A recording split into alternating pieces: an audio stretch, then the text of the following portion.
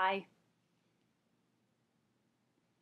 I am in the pinkest room on the planet, my daughter Georgie's room. She's asleep in my bed, so I'm in her room doing this. Take these off. So today I didn't really set this up, so sorry. I'm going to have to kind of do that. Oh, look at how. I just need to resign myself to the fact that I look terrible in videos. I just do.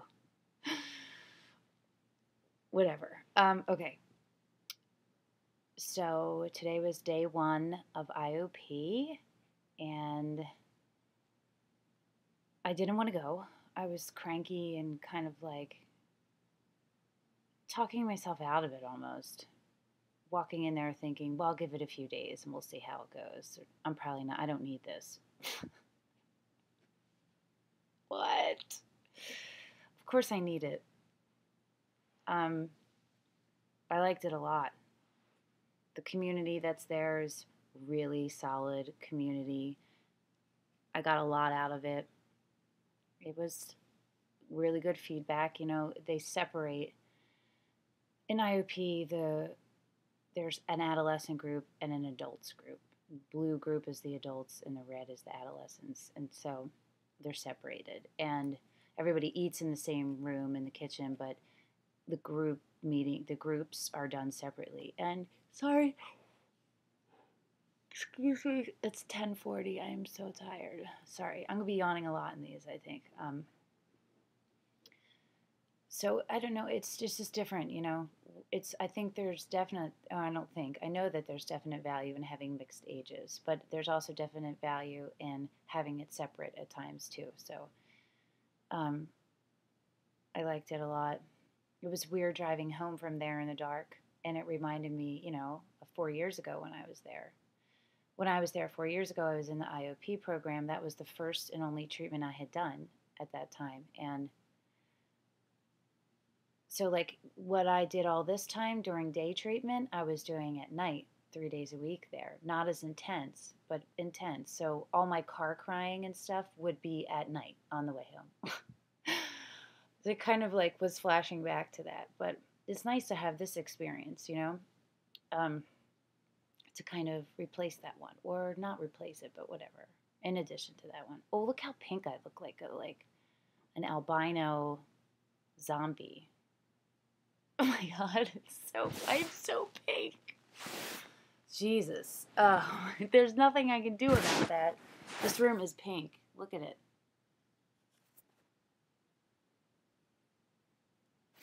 It's pink and girly. It's also extremely messy. It's way, way messy. Okay. She's an artist. It's how artists live sometimes. All right, so the way that it's set up is different. You know, you go in, you have a group first, then you eat, then you have another group, then you go home. So, sorry. Oh gosh. Excuse me. Sorry. Dinner was an eggplant parm sandwich. I don't like eggplant. I like tahini. I don't like eggplant, straight up eggplant. So I was like about that, but it was not bad. It didn't taste bad. It was the level and amount of anxiety I had during that meal was sky high. I was in shock from how much stress I was going through. Not being able to use food rituals make you very aware of what your food rituals are. And I'm so much more aware, and I guess I'm going to start sharing them because it might help people, I think. So one thing I do is that I would restrict in social eating situations. I would restrict beforehand, just like, not really restrict, well, kind of. I would go really long times without eating. That's what I mean. So I would eat breakfast, and if I knew I was going out to dinner, I would have like a snack and then not eat lunch, you know, so that by the time I could sit and eat dinner, I'm so hungry that I'm just focused on eating, and I don't have any time or space to be freaking out. Oh, sorry. Hold on. It's one of my girls. She's so funny. You totally are interrupting me. She's watching. Oh my God. It's hilarious.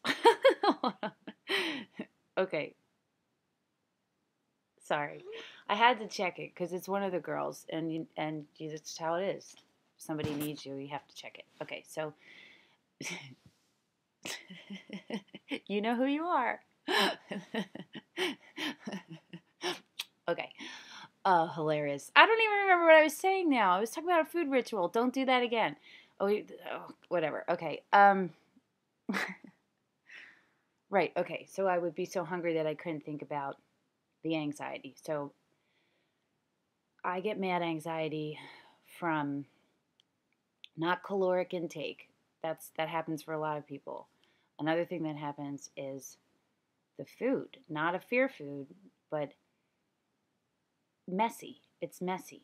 How do you bite that without getting it all over your face? How do you not get it all over your face? How do you get it to stay in your mouth and not fall out of your mouth? What about the grease on your fingers? What do you do with that? How many times can you wipe a napkin? And then it gets on your face, and then, oh my God, and your face is greasy. There's like so much anxiety and stress about that, and I had all these revelations which I am not going to share right now because they're really intense and scary and heavy, and I'm going to talk to my therapist about it, about the connection, because I was sitting there. Thank God I'm on Prozac again. Thank you, Jesus. Thank you, science. Thank you, human brains. Thank you, everybody responsible for Prozac, because that level of anxiety, I would have been a motherfucking crying mess. Oh, I don't know what my time is. Okay, I would have been a mess had that been any time before I was on my Prozac. I would have had a panic attack. I would have been crying. It would have been a scene. Um, but the Prozac helped me keep it down. Not like ignore it, but like keep it at a level where I can manage it. So, all for that, because in keeping the anxiety down, I was able to think, you know what I mean? Like think through it a little and think about, okay, look at how much anxiety you're having. Jesus, look at all. And then I just realized all these food rituals, and I realized all these, causes or immediate surface causes. And then I was thinking, okay, how does this make you feel? What are you associating? I'm associating it with something. And I'm pretty sure I know what it is. And I'm terrified. And I know I present really well. But I'm not going to go into it any further than that until I figure it out for sure. But let's just say it was really difficult. I ate it all. It was fucking hard as shit. And it freaked me the fuck out. And it was also learning. I learned a lot from it, so that's good. I mean, I shared about it on purpose because I am there to get better, to be the best me I can be. I know I'm not going to walk out of there fixed. That's not how that happens, but I'm going to walk out of there. I'm going to use this time to get as much information as possible and to much knowledge about myself as possible, because I have chosen a full rich life. I have chosen me. And I mean it, and it's real, and yeah, I'm committed. So there you go. I like IOP. Yeah, I'm exhausted, but it's worth it. I'm worth it, right? You're all worth it. We are all worth it. So I think that's it for now. Keep fighting the good fight to all of you out there also struggling, and thank you to everybody who continues to support me. I wouldn't be here without all of you. And I hope everybody's night is lovely. The rest of it is 10:48. I'm really tired.